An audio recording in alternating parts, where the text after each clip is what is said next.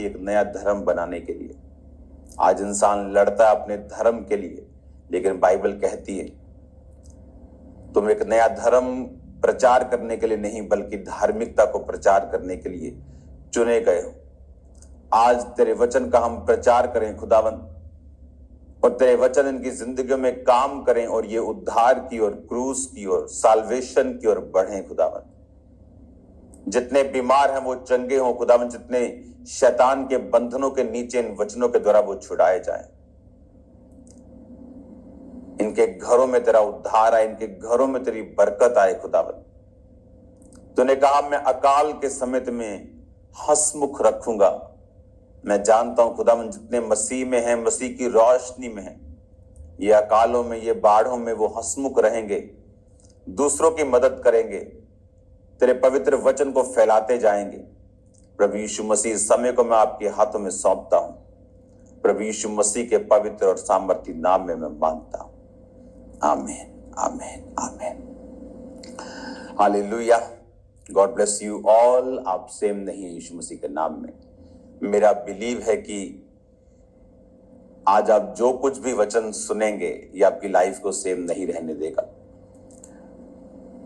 Bible कहती परमेश्वर अपने वचन के जरिए से ही अपने दिल के बारे में, अपने हार्ट, अपनी नेचर, अपने स्वभाव के बारे में आपको बता सकता है।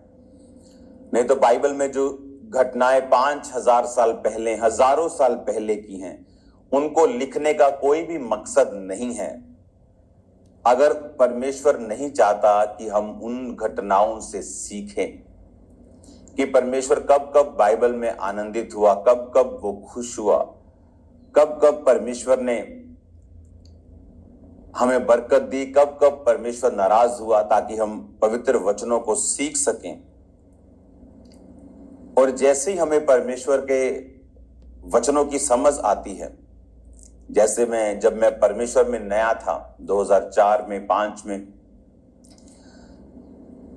तो मुझे यही लगता कि परमेश्वर मुझसे क्या इतना प्यार करता है। तो मुझे बार बार समझाया जाता था वचन के जरिए, काउंसलिंग के जरिए, कि प्रभु तुझसे बहुत प्यार करता है। आने वाले समय में ऐसा होगा, तू मुझे शीशे के सामने खड़े होकर बोलते, बोल तू परमेश्वर का दास है, बोल तू परमेश्वर में कंप्लीट है। इस तरह के वचनों को अंगीकार करना, शीशे के सामने खड़ा होकर, मुझे यकीन नहीं होता था कि जो मैं कह रहा हूं वो पूरा होगा, और परमेश्वर सचमुच मुझसे प्यार करता है। हालेलुया। आज हम परमेश्वर के वचन को सीखेंगे, और आज बड़े ध्यान से आपको वचनों को सीखना है। ये उस समय की बात है जब बाइबल कहती है कि इसहाक के जब 2 बेटे पैदा हुए, एसाव और याकूब, और जब ये 2 जुड़वा इसहाक के शादी के 20 साल बाद पैदा हुए रिबिका से, और रिबिका जो एक आत्मिक औरत थी, क्योंकि जैसे ही अब्राहम के नौकर ने उसे बताया था कि अब्राहम के एक बेटा है इसहाक, और अब्राहम ने मुझे शपथ खिलाकर, सौगंध खिलाकर भेजा है कि तू इस देश से कोई लड़की मेरे बेटे के लिए नहीं लेगा जो परमेश्वर को नहीं जानती, लेकिन तू मेरे ही देश की लड़की को जाकर लेके आएगा, और अगर वो आने से मना कर दे तो तू मेरी इस शपथ से छूट जाएगा। बाइबल कहती वो वहां पे गया और एक कुएं के पास बैठा और परमेश्वर से बात करने लगा कि प्रभु, और उसके पास 10 ऊंट थे, और ऊंट मतलब कि एक बार में कितने लीटर पानी, कितने मन पानी वो पी सकते हैं, आप ये जानते हैं। तो वो परमेश्वर से क्या बोलने लगा कि परमेश्वर, अगर तूने मुझे यहां भेजा है तो जो लड़की यहां आएगी और मैं उसे बोलूंगा कि मुझे पानी पिला, तो वो अगर मुझसे ये कहेगी कि मैं तुझे पानी पिलाकर तेरे 10 ऊंटों को भी पानी पिलाऊंगी, तो वही होगी जो तूने अपने दास इसहाक के लिए चुनी है। बाइबल कहती तभी रिबिका वहां पे आई, और उसने जब उससे पानी मांगा कि मुझे पानी पिला, और रिबिका ने अपने जहां से, जिस कुएं से वो पानी, जिस मटके में उसने भरा था, उस मटके से उसको पानी पिलाने लगी, और उसको ये बोला कि तू पी ले, उसके बाद मैं तेरे 10 ऊंटों को भी पिलाऊंगी। ये एक शॉकिंग बात थी। इंसान को तो पानी ठीक है पिला दिया, लेकिन 10 ऊंटों को भी पिलाऊंगी, तो ये इम्पॉसिबल था ऐसा लड़की का किसी अनजान व्यक्ति को 10 ऊंटों के साथ बोलना कि अब वो लगातार अगले 2 घंटे पानी पिलाएगी उनको। तो ये परमेश्वर की निशानी थी उसको। और बाइबल कहती जब वो उसके घर पे गया, उसने सारा वो स्टोरी बताई और उसके घर वाले पर उससे बोले कि हम ना तो तुझसे भला कह सकते हैं ना तो बुरा कह सकते, अगर यहोवा ने तुझको भेजा है। अगले दिन वो उसको लेकर इसहाक के पास गया, वो इसहाक की पत्नी हुई और वो 20 साल बांझ रहे।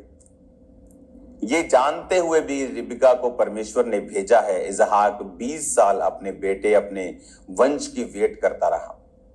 जब भी, इसमें बहुत सारे पहलू हैं, जब भी परमेश्वर की कोई बड़ी योजना होती है बाइबल में, अगर आप ध्यान से पढ़ेंगे तो उन व्यक्तियों की जो जिंदगी थी वो आम जिंदगी की तरह, वो आसान लाइफ नहीं थी, बरकतों से भरी हुई थी लेकिन इजी नहीं थी।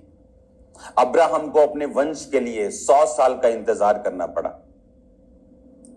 क्योंकि परमेश्वर ने कहा था जो तेरा निज वंश होगा उसी को मैं आगे लेके जाऊंगा और अपनी प्रतिज्ञाओं को उसी वंश से पूरा करूंगा। उसके बाद इसहाक को 20 साल अपने बच्चों का इंतजार करना पड़ा। जब भी कोई बड़ा घर बनता है उसे टाइम नहीं लगता, लेकिन अगर आपने छोटी सी झोंपड़ी बनानी हो, छोटा घर बनाना हो तो आप उसे जल्दी बना लेते हैं। लेकिन अगर बड़ा ताजमहल बनाना हो तो उसे समय लगता है। एक बड़ा घर बनाना हो, चट्टान पर बनाना हो तो उसे समय लगता है। कई बार परमेश्वर जब आपकी लाइफ में काम करता है, अगर बाइबल में आप देखेंगे तो बहुत से कम ऐसे बच्चे हैं जिनकी अनाउंसमेंट स्वर्गदूतों के द्वारा की गई है आने से पहले। सैमसंग उनमें से एक था। लेकिन अगर आप उनकी भी स्टोरी को पढ़ेंगे तो उन सैमसंग के जो माता पिता थे वो धर्मी होने के बावजूद बुजुर्ग हो चुके थे और उनके कोई भी संतान नहीं थी। कई बार परमेश्वर आपको इतनी बड़ी एक आशीष जो आपके जनरेशंस के लिए होती है, जो देशों को बचाने के लिए होती है, कई बार उसे आपकी लाइफ में मैनिफेस्ट करने के लिए, वो बच्चा हो, वो कोई भी चीज हो सकती है, कई बार आपको बड़ी फाइट और कई बार आपको बड़ा इंतजार करना पड़ता है और पेशेंस रखना पड़ता है। और वचन ये कहता है कि सैमसंग फिर किस तरह से अपने लोगों के लिए उद्धार का कारण हुआ और ऐसा पहला व्यक्ति था, वो पूरी दुनिया में ऐसा इकलौता व्यक्ति था जो गधे की जबड़े की हड्डी से हजारों बंदों को मार देता था। इतना पावरफुल था और वो मस्कुलर नहीं था, ऐसे बड़ा हल्क के जैसा नहीं था, एक नॉर्मल बीइंग था। क्योंकि जब उसमें पावर आती थी और लोग हैरान होते थे कि या क्या ये हमारे जैसा नहीं है, लेकिन जब परमेश्वर की शक्ति उस पर आती थी तो वो एक्स्ट्रा ऑर्डिनरी काम करता था। और यही आज का वचन है। जब आप कुरिन्थियों की पुस्तक को पढ़ते हैं, पहला कुरिन्थिया 1 आपकी स्क्रीन पर आप उनको देखेंगे, उसकी 1 और उसकी 27 आयत में लिखा, परंतु परमेश्वर ने जगत के मूर्खों को चुन लिया है कि ज्ञानवानों को लज्जित करें, और परमेश्वर ने जगत के निर्बलों को चुन लिया है कि बलवानों को लज्जित करें।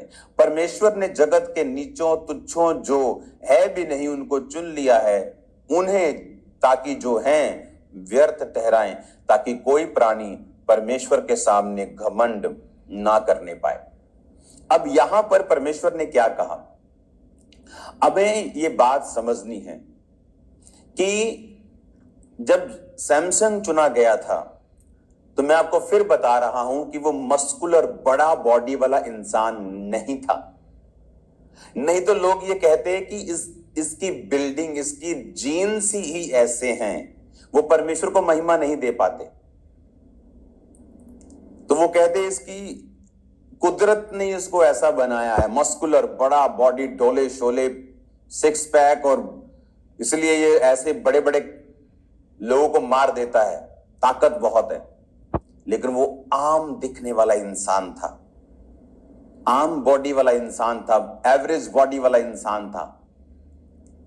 और जब परमेश्वर का आत्मा उस पर उतरता था तो वो एक्स्ट्रा ऑर्डिनरी हो जाता था।